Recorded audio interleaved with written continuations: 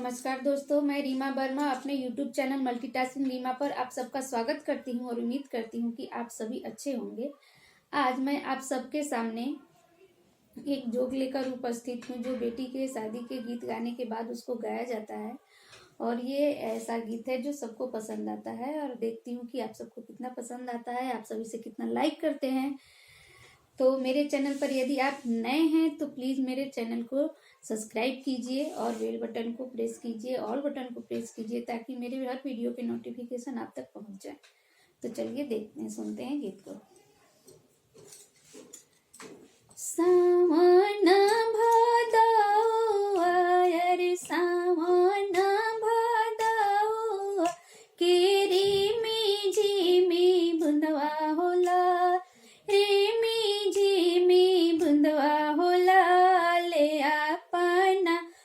सरवाला धोवे बर तनवा होला ले अपना वो सरवाला धोवे बर तनवा होला। घोड़ावा चढ़ाला अइले घोड़ावा चढ़ाला अइले दुल्हा रामचंद्र चंद्र लाल तनिया सा दे धनिया रहे के शरणवा हो लाल तनिया सा दे धनिया रहे के शरणवा हो लाल। तोहरा के देबो दुल्हा तोहरा के देबो दुल्हा शरणवा हो लाल रहे के शरणवा हो लाल। हमारा ही पापा से दहेज माती लिया हो लाल हमारा ही पापा से दहेज माती लिया हो लाल। तोहरा ही पापा से अरे रही चाचा से दहेज नहीं ले बोला दहेज नहीं ले बोलाल।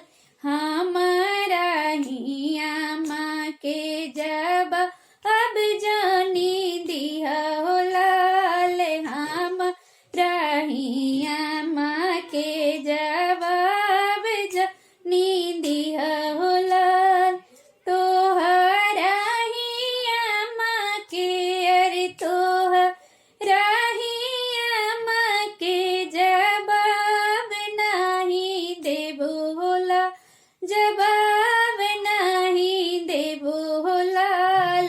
जतना कमैया उतना हमारा के दिया लाल जतना कमैया उतना हमारा के दिया हो लाल।